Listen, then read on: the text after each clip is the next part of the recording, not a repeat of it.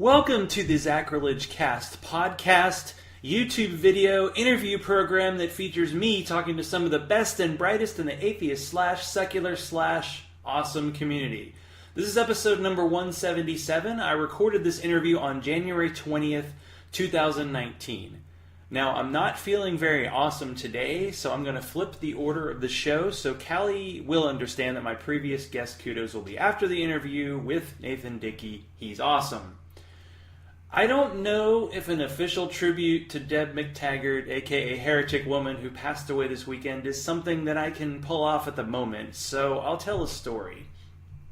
It's 3 years ago, ReasonCon, my first atheist convention, and I'm still getting my sea legs. I'm wearing a Koranify Me t-shirt, and Deb invites me to join a group of people entering a van. I know. Getting into a van with semi-strangers? Great idea. Sure, this red-headed, short Canadian who was the fifth guest on my show and whose Beyond the Trailer Park show is on my regular rotation seems to know what's what, so I go along. We ride to a cemetery, get out, and Dave Photo comes out with a lightsaber and is dressed like a Jedi and does a scene, and we all watch. I feel welcomed, if a bit spooked. Pretty much every long-term good thing I've had in my life starts this way for some reason. Thank you to ReasonCon and NanoCon for allowing us to meet. I think that's why these conferences are important. It lets us meet new people. The downside is sometimes we have to mourn when they pass away. Deb was at her best when debating young Muslim men. They debated her tirelessly on her Facebook and Twitter timelines, and more often than not would admit never-ending love at the end, in addition to calling her what the name she gave herself, Heretic Woman. The reactions probably have to do with religious training as a woman, as a mother, and then someone to make babies with and convert. I admire her bravery, and I say it in the present tense because it's never going away. The community is going to struggle to recover from this one. When Atheists on Air faded away, its backwoods cousin Beyond the Trailer Park took over and was the perfect combination of friends hanging out and honest discussion about what it's like to be secular in the world. It's not easy, and it's harder now. But the question of justice has concerned me greatly of late. And I say to any creature who may be listening, there can be no justice so long as laws are absolute. Even life itself is an exercise in exceptions.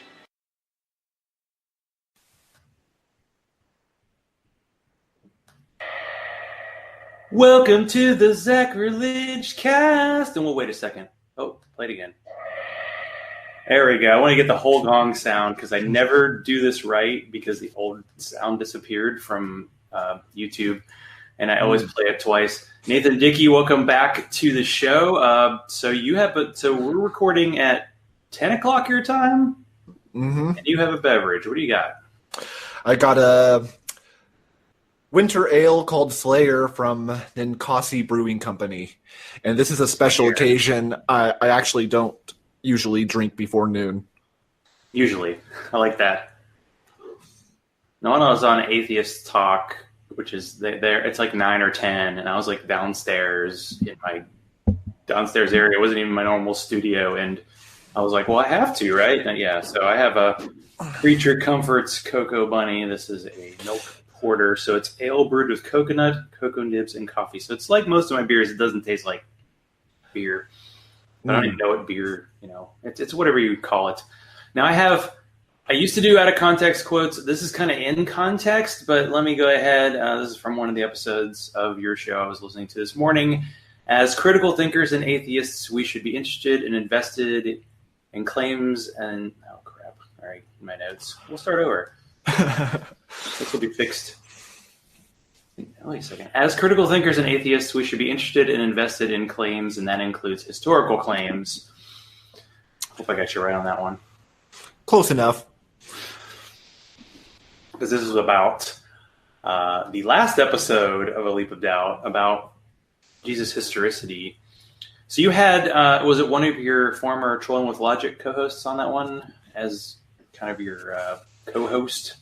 Yeah, my guest co-host, Wolf McNamara, and because he was really interested in the historical Jesus debate, that was kind of his his jam, and he was really excited to get to talk to David Fitzgerald. So I like to invite friends on who have an interest in what I'm talking about and who I think would be really interested in also talking to the guest I have on for the topics they really like. I like to include like my everyday friends. Well, you want like a perfect package in a way. Like you want someone who will be on your show first of all, and then you want someone who's really knowledgeable about the subject, and then if you can get some enthusiasm and someone who's really, really good on their feet, and then with David Fitzgerald, you pretty much get all that and more, and you go. Because that was, I think, when I was doing like, an hour show, and then when I had him on, it was almost an hour and a half, because I'm like, you just got to keep going. There's too much goodness with him. Oh, and yeah. The topic is tough. I mean, I don't know. Did you finish his trilogy, the 900-page Living in Action? It's on my reading list. I read his first kind of intro book, Nailed, which is like the short version. His 900-page trilogy is like where he really gets deep into the subject. The first book he wrote, Nailed, is kind of the primer, kind of get you in the mood, kind of intro work. Yeah, it was a good, because that was like a normal size book, like 200, 300 pages. And then it's funny that he did the book about, and David makes it clear that he's not the official PhD, like, historian. He's just kind of reporting on it, but boy, does he get a lot of sources. He's like, people still don't believe me after what I wrote in the first book. Okay, I'm going to go for 900 pages. And tons of footnotes. Mm-hmm. If you really want to challenge, you can try Richard Carrier's one, too. Whatever you want to say about him as a person, the book seems pretty well sourced. Mm-hmm. So I invited you on the show right now, but your amazing show, Leap of Doubt, is currently on break. Can you talk about, I suppose for the people who don't know, maybe your elevator pitch, and I'll dare you to do a shorter elevator pitch than last time. And then, why did you say to yourself, you do a podcast with a lot of research, a lot of work. So what made you think, okay, I need to take a little time off? Well, for the elevator pitch, my show is A Leap of Doubt, and it's a podcast about a wide range of issues, all kind of under the umbrella aegis of critical thinking, skepticism, humanism, and that covers a broad range of topics, not just atheism and whether Bigfoot and Loch Ness are real. It also includes social issues as well. As for the break I took, I'm finding that podcasting is a lot of work for me personally. I'm sure it's a lot of work for everybody else who podcasts, but it takes a toll. And I think everybody, regardless of their situation in life, can benefit from a mental health break or any other kind of break. It's just really good to recharge the batteries. It makes for a better podcast in the long run. Well, I haven't really taken a hiatus like you because, like most good Americans, I ignore my mental health. So how do you take care of yours in addition to, saying, okay, this thing's really important to me and I enjoy it, but you got to think about yourself first. Self-care takes a lot of forms. And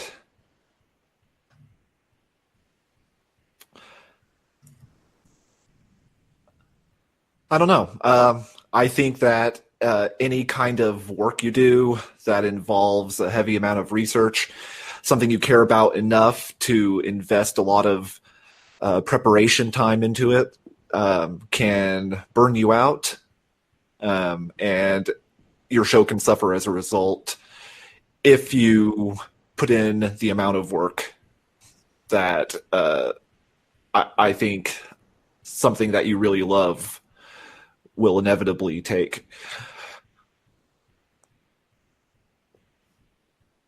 True, yeah.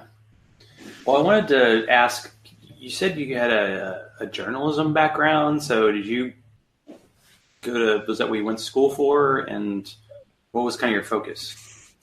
I did go to school, college, and majored in journalism, and my focus was on writing at the time. And I was really interested in eventually going on to graduate school, although I haven't done that, and kind of focusing on investigative reporting, exposés, and that kind of thing. I'm really interested and fascinated by the industry of finding news, uncovering news that nobody knows about, instead of just merely reporting on events taking place. So I have a really strong interest in digging up and uncovering secrets. Okay, well, I was wondering because I was a print journalist too, so this whole like interviewing people thing really wasn't something that came naturally to me. Because of course, when I first started doing interviews, it was sending people questions and they'd respond via email, and now I do it live. So for you, what was it like interviewing people when you first started the podcast, and do you feel like now you're more comfortable and confident when dealing with people? And what does it take to get you to that level where you're like, okay, I can do this? Well, yeah, I am far more comfortable than when I first started. Starting out as just a panelist on the old Trolling with Logic podcast helped me kind of break me into it. But it has been a process of getting better and better and practice. And now I'm a lot more comfortable actually talking to people in live interview than I was when I first started. It's just something that takes time. It's something that I'm still not perfect at or 100% smooth and efficient at. It's always a work in progress, and I think that's true of even the most veteran interviewers, because no matter how long you've been doing this, every person you talk to has something new to throw at you. Nobody's... You can't work off a script when you're talking to a person. You can work off a basic outline, have a set of questions prepared beforehand, but the conversation will always take different turns, and you always have to adjust for that and keep that in mind. And just always stay on your toes, and don't get nervous and freak out when the conversation goes off in a different direction than you had planned. Roll with it and embrace the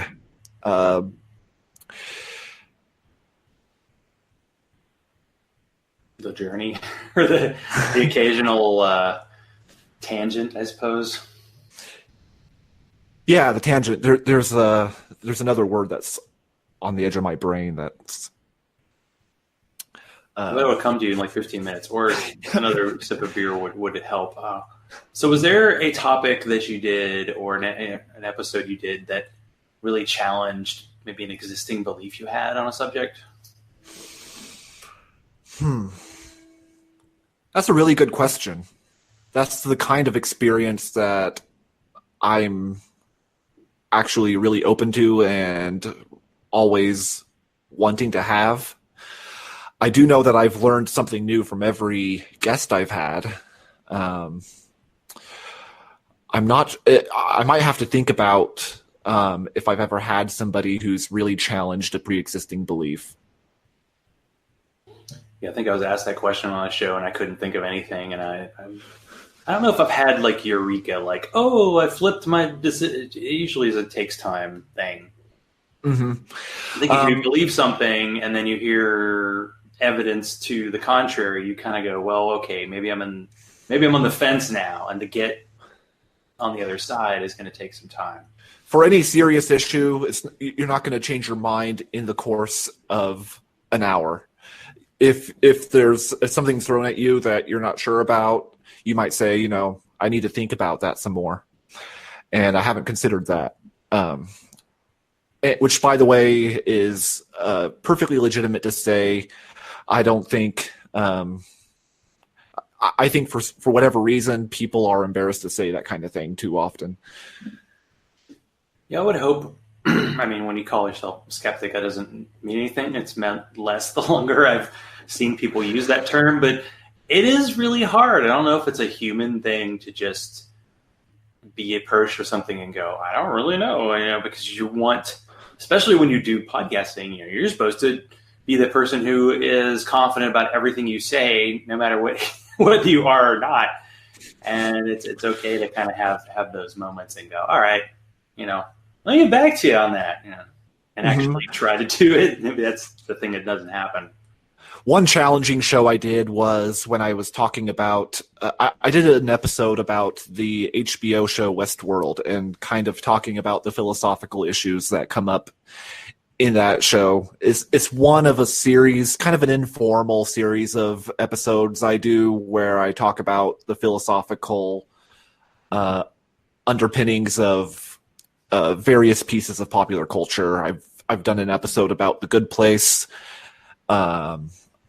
I've done an episode about Black Mirror, and this latest one about Westworld. And I had 2 philosophy professors on my show for that one, and the 2 of them started arguing between each other about an issue of AI and free will. And for that particular argument, I was kind of on the sidelines and kind of thinking, I definitely have to think about this and read a lot more to even be able to weigh in on what these 2 philosophy professors are talking about. Yeah, I got to episode 1 of season 2 of Westworld, and I just said, this is one of those shows that's that's just messing with your head. I know that sometimes you want them to do that, and then you go, all right, they're just gonna 5 episodes later just 180 on something that you thought was something, and I don't know. Just some shows can be a slog, and some are fun to look in. Like when you had Chris Watson on to talk about Wild Wild Country, that was a show that I think got a lot of play because Netflix just throws out tons of stuff, and some of it doesn't stick, and that one got a lot of it. And it was on, I think, some atheist shows doing or free thinker type shows. So did you have to kind of watch it multiple times to before you did the show? Because that's a long one. I feel like it's 9-10 hours total. Yeah, I think it's 7.5 hours total. I watched the series twice. The first time I just watched it straight through. The second time I took a lot of notes. And I still felt like I barely scratched the surface of everything that was going on with that story. It's hard to do. There were so many layers. They could have just attacked one part of it, like a cult in America, and then the way the town reacted, and how they got really super violent. And you should just listen to the show. Well, maybe watch the show, then listen to Nathan's show. But what made you decide? We talked about this a little bit last time. We talked about the movie Network. The only time it's been discussed on this show. But a lot of people like to do shows about Christian movies and stuff that they're kind of making fun of. And then, what else? Maybe are there other movies or TV shows that you really want to be future episodes of your show, or just things you've enjoyed? I've got a few in mind. I'd like to do a Rick and Morty episode talking about the philosophy about Rick and Morty. And kind of, when I say that, I really want to kind of stick it to the people who are really elitist about Rick and Morty. There are a lot of people who think that because they've watched Rick and Morty, they're all of a sudden experts in philosophy. I kind of want to point out that people who think that way have completely missed the point of the show. I do have an episode in the works that I've already started preparing for about The Handmaid's Tale and how that frighteningly ties into very plausible real-world events and trends. Yeah, that was a show I watched, I think, 2 episodes of, and I was just like, this is too dark. Mm-hmm. That's what I hear from a lot of people, that they really couldn't handle it. Like, it was too real. I mean, even the show itself, and then how it ties into what's happening currently. So you don't have to give everything away. Of course, this is a little bit of a tease. What are some of the topics that you are working for the reboot? What are some of the people you're going to have on to talk about it? I can't really speak to the people I'll have on because I haven't reached out to anybody yet. But I do have a whole list of topics that I'm definitely going to cover, guest or no guest. And one topic I'm really interested in covering, and which I think is really relevant and important, is immigration issues and the history of immigration in America and the way in which moral panics among Americans have contributed to demonization of outsiders and the way in which people in America have really belied the whole myth of America being welcoming and kind and loving to all comers. That's a beloved and old story about America that's actually not true. And I think looking at our history is really important, even though it might be really hard and not very flattering to us. So looking at immigration and racism and the whole history behind that and how we can learn from that and do better.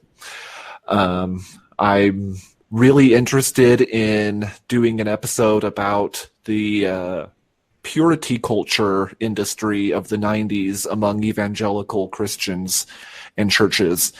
This is kind of inspired by an episode I did, one of my later ones with Carly Gelsinger, talking about sexual abuse scandals in evangelical churches. And a lot of times when I'll do episodes, it'll inspire me to go deeper on something we touch on only a little bit. So we touched a little bit on the purity movement in evangelicalism, and I'm really interested in digging deeper into that. Another episode I have planned is I'd like to do a multiple interviewee episode looking at the stories of domestic abuse survivors and how they escaped from it, how they overcame it, what they can teach to, what they can say about their own experience that might help anybody who's currently dealing with domestic abuse. So those are some. Got some real feel-good episodes coming up. That's nice. But there's subjects that need to be talked about. Like I don't know if high school or college, it was like a people's history of the United States of America, Mm-hmm. Howard Zinn, and it kind of told a lot of the stuff that didn't get in the history books because it is negative. I think people should know about that. And you mentioned like purity culture in the 90s. I'm like, you mean it ended? But that was like the heyday, like kind of how the satanic panic is attached to the 80s. Mm-hmm. It was the heyday, and it's still going on. I don't know if I'm going to be able to pull this off, but I would love to get Joshua Harris on my show. He wrote the book that basically it didn't kickstart the purity culture movement, but it was kind of the Bible of the purity culture movement, called I Kissed Dating Goodbye. And that book was a huge bestseller in Christian churches, among the Christian community in general. Joshua Harris recently renounced his views and asked the publisher to stop publishing the book, which they've agreed to do because his views have changed. And he's recognized that the ideas he put forth in that book are actually harmful, and it's giving men and women both a harmful view of themselves. I don't get how it could possibly be better to say, I'm not even going to date, so you're just going to like get, what is it, like getting set up with someone and you get married to them and you're stuck with them the rest of your life, whether it works or not. Yeah, have you seen those memes to work on it? Have you seen those memes that are just infuriating that conservative pundits and right-wing Fox News viewers share all the time? It's an old one. It's the old father giving rules for dating his daughter meme. And it's creepy and disturbing and just infuriating to me. Because purity culture is all about the men in the women's lives controlling them. Well, those have like, what is it, the daddy-daughter dance? Which is... Exactly. Theory is you're dating your dad kind of, and then you get married and your dad kind of hands you off. It still happens in traditional marriages. The father walking the bride down the aisle. That's a holdover from very, very, very, very old tradition going back a long time of the father giving the groom permission to take his daughter. So that's a holdover from a very old way of thinking that we've progressed beyond today. And it's kind of taken for granted that this is kind of a ritual thing that everybody does. But underneath all that, there's a layer and there's a community and there's a subculture of people who really embrace really creepy stuff about women's roles and the nature of their relationship with men, which I think should be exposed and shown that in the 21st century, we don't have to live this way or embrace those traditions or philosophies. Well, there's a bit of a we call it status quo warrior, where people are trying to fight for the way things are now, but then there's not really a bit of any like introspection about, isn't it good to like look at the way things are now, the way people think things are, and actually see maybe we could improve? It's possible. Well, yeah, look at the Gillette commercial. Before I watched that commercial, I thought, based on the reaction from a lot of men, I was like, this commercial must be really bad. Like, they must be saying some really anti-man things for them to have this reaction. I watched the commercial, and it's literally just saying, as men, we can do better. We can be a role model for younger men. We can hold each other up. We can not engage in sexual harassment. The tide is changing. There's a growing awareness that behaviors we took for granted are not acceptable in today's society. And we can stand up and be better. That's literally all it's saying. And that's the hashtag for the First Lady, Be Better, right? Or is it Be Best? I can't remember. I'm not sure. It's kind of disappeared over time. But all I've seen is like the reaction, and it does seem like 75% of what the news is now is just like culture war stuff, or nothing really. It's like you're trying to win and own someone. I'm just constantly fascinated and amazed and dismayed at the fact that people react so violently against the simple prospect that we can do things better than we have been doing them. And we can be decent people. Because I saw a skeptic retweet like this satire, which was showing like women being crappy to women and going, women should be better too. And I'm like, I don't think you got the point of this. You're like, oh yeah, the point is, it's like women are bad too. It's like, wait a second, can't we all be better? Yeah. And I mean, it does. I mean, obviously, when you're talking about a giant corporation, they have tons of people make tons of money making these decisions. Obviously, they think that it's going to, first of all, well, I don't even know if they think it's going to get a good reaction. It's just going to get a reaction. Like, they clearly think like a boycott's not, like a potential boycott that's going to happen is not going to hurt them as much as the positive message helps them.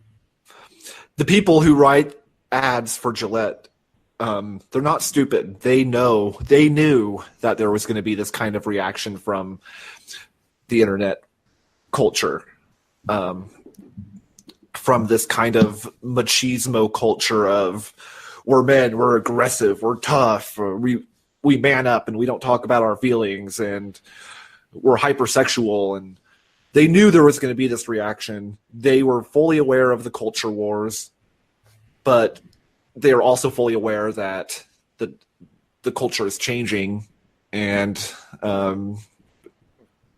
people are interested in, I don't know, just being better people. But this is something we kind of discussed before the show. The two stories that came out. I mean, I guess a Gillette would be not a bad example too. But BuzzFeed did an article that was about the Russian investigation on Trump, and the claim was that Trump told Cohen to lie. And then, like a day later, I think it was Mueller, his team was like, "Yeah, that's not totally accurate." And so there have been a lot of people like Glenn Greenwald out there who just constantly have this thing like the Russian investigation's bad, the Russian investigation's bad, as opposed to, okay, that story was wrong, but we sure seem to have a lot of evidence that things happened. But where does truth kind of exist anymore? Do you, like, now that you kind of do your show, do you automatically, when you read or see media, just not put it into a category, okay, this is true, this is false? And how do you get to truth now? Oh, that's the $1 million question, and we could spend... If you can answer that in like 5 minutes, that'd be great. Yeah. Your point of view is fine. Obviously, when you're looking at any news story online, there are certain indications, there are red flags right at the outset. There are positive vibes you get from certain stories. There are gut feelings you get that a story is completely wrong or that a story is pretty credible. Never trust your gut feeling. Always look for the most credible source. Always question your own biases to the best of your ability. Make sure that if you're reading something that you agree with, that you're aware of those biases, because you do get a rush from reading things you agree with. There's some neurophysiological evidence that shows that's the case. There's also some neurophysiological evidence that shows that, for example, the same region of the brain that processes belief is also the same region that processes factual information, meaning that people, everybody, all of us, we do not automatically distinguish between facts and belief. We view our beliefs as facts, and that's true of all of us.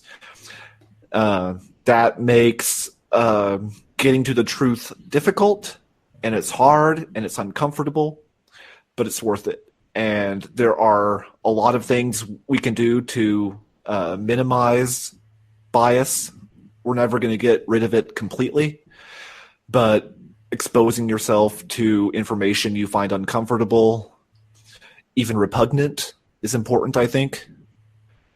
And just comparing and contrasting different points of view. Always being humble.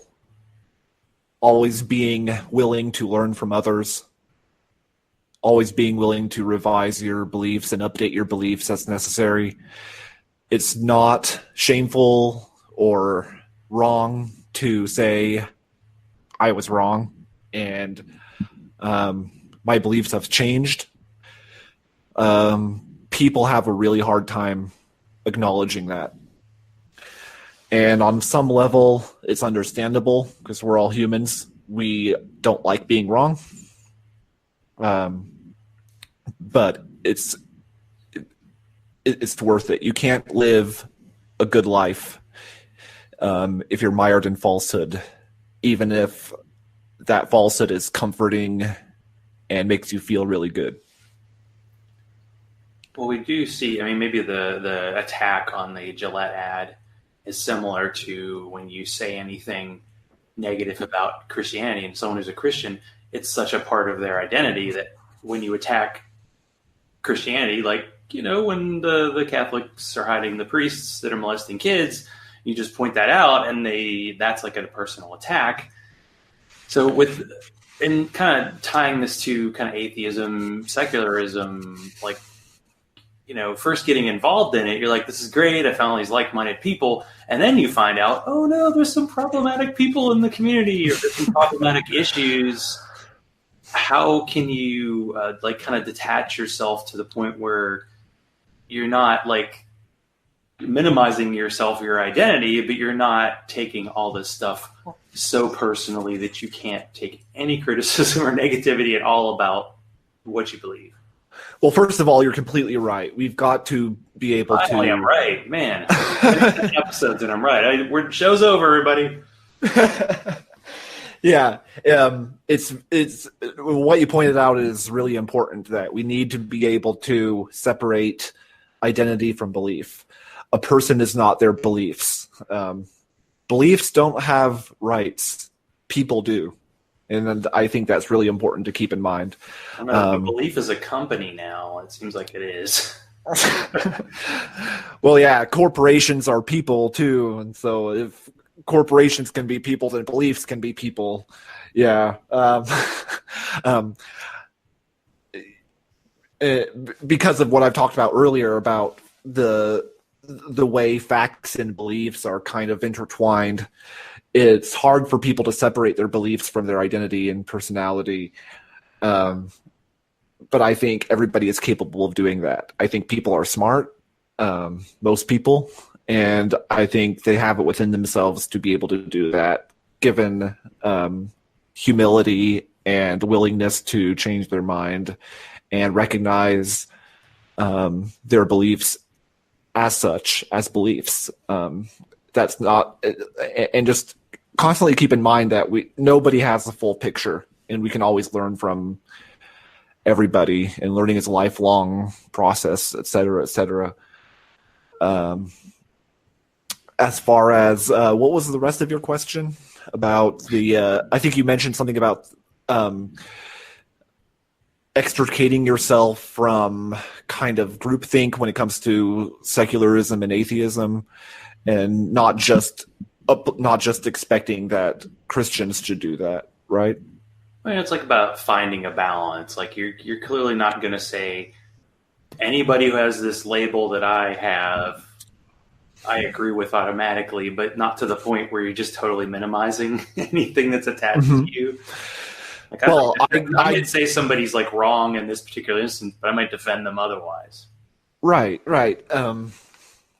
It shouldn't be a zero-sum game of this person was wrong about this thing however long ago or recently, therefore everything they say is suspect. I think we should take every belief and every claim on its own merits and evaluate them independently, even independently of the person.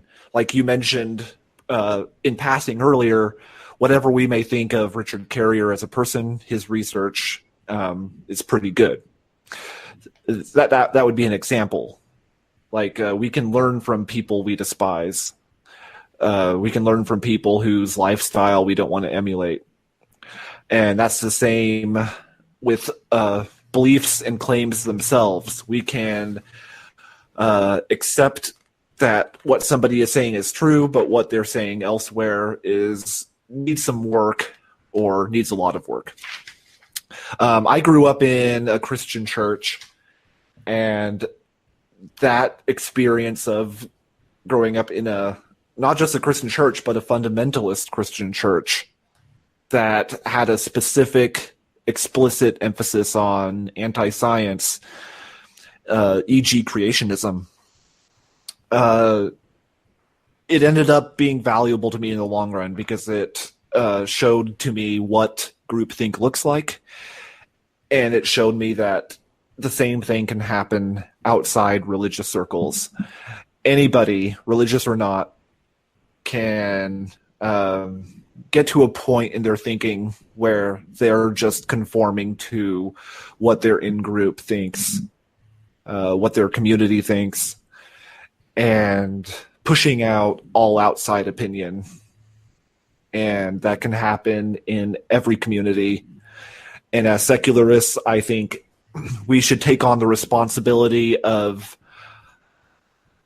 showing the world, showing the people outside of our circles who may be religious, who may be deeply conservative and very antagonistic to humanistic values, showing them by example that we're capable of thinking for ourselves and still getting along regardless.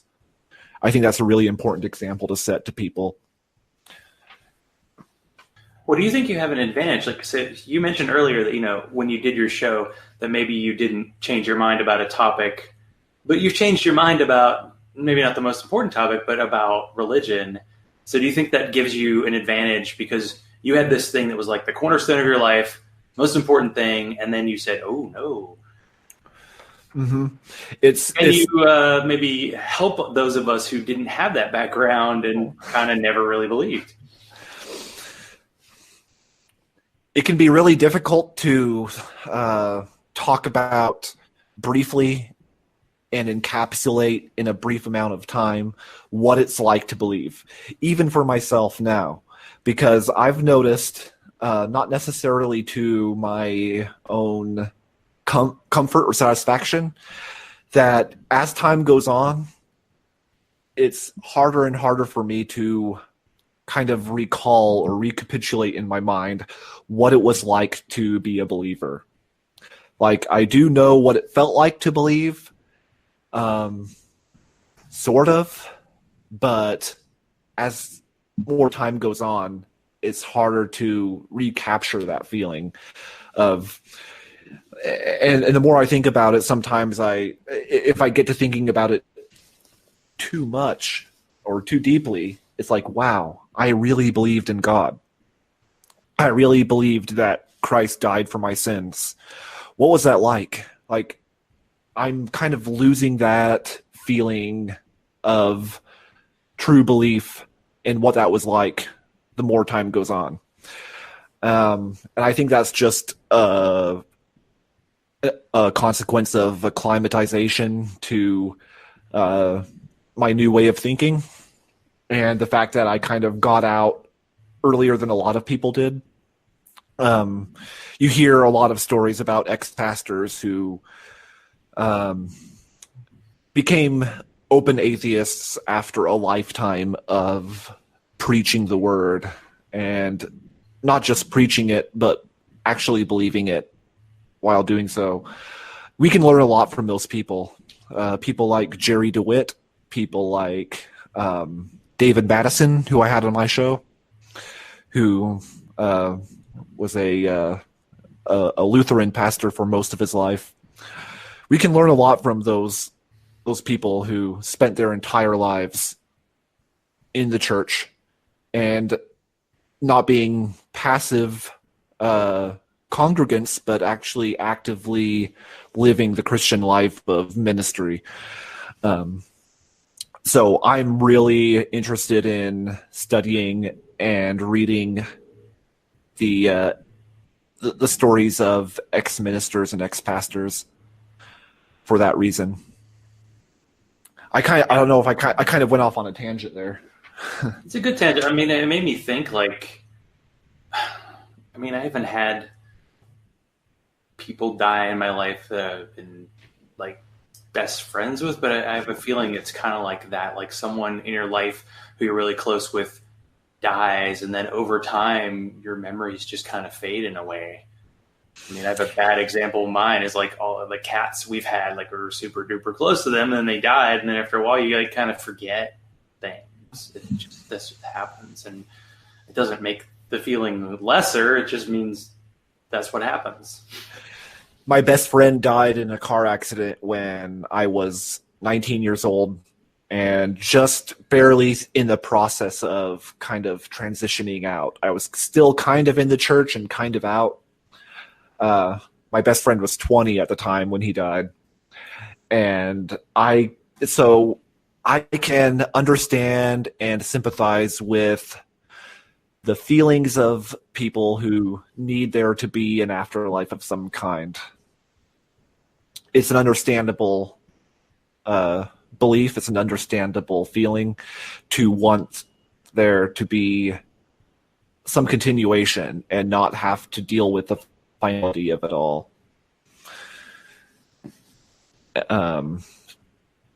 So that would be one example of something you should look at critically, even though it's uncomfortable. If there's anything uncomfortable to look at critically and skeptically, it's this idea that there's an afterlife, because that can really devastate somebody who lost somebody. But regardless of that, it's always preferable to reject falsehood of any kind, no matter what it is. I can't remember who said it, but some author who I'll probably think of and remember later said that, I think it was Christopher Hitchens actually, who said, if it's false, whatever it is, anything that's false deserves to be refuted. And of course, Carl Sagan said it's always preferable to embrace reality, no matter how uncomfortable. And it's always preferable in a practical sense, not just theoretically, not just because you want to be, smarter than everybody else, but practically speaking, it improves your day-to-day, everyday life to embrace reality, no matter how comforting the opposite of that is. Yeah, and even the things that people consider to be comforting, when you really think about it, everything can be discomforting. What's really discomforting is when you run out of showtime. Here you are going, gosh, why did I decide to only do 45 minutes? Oh, yeah, I have other things in life. But, of course, we have Nathan Dickey now. You, on the last time you were on, you gave the answer to the joke question. You had 2 jokes, and I think we're going to call you, for this show anyway, the king of dad jokes. So what? Oh, I don't know about that. I know some. I know some people. You told 2. Yeah, I know. But they haven't been on the show yet. I haven't met them yet. So far, you are on the top of the mountain. So keep your status. What do you have? All right. Why does Dr. Pepper come in a bottle? Why? Because his wife left him. Oh, okay. Now, is that the one, or do you have any more? That's all I got. That's all you got. Okay, it's good. Keep them wanting more. So, where can people find your show, and do you have a feel for like when it's going to get back? Very soon, within the month, I'm hoping. By the end of February, there should be at least 1 episode out. That's what I'm shooting for. Preferably, hopefully, sooner than that. You can find my show on iTunes by searching A Leap of Doubt. The A in that title is important. A Leap of Doubt. I'm on Twitter at The Nathiest, just like atheist, but with an N at the beginning. And I'm on Facebook, Nathan Dickey. Just search my name. I'm sure you and I have lots of mutuals. And so I'm there. I've got a Facebook page and a Facebook group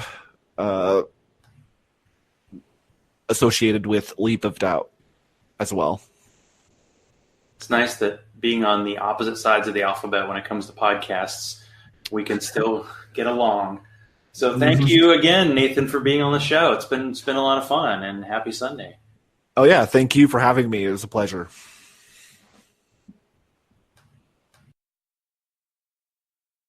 There are times, sir, when men of good conscience cannot blindly follow orders. Live read. There's a tribute YouTube video that came out, and I know this week is going to be full of them, and I'll probably have better examples maybe this week or next week's show about the tributes to Heretic Woman. But there is one that I'm going to post to Atheist Ranger and Beth Hambridge Talked.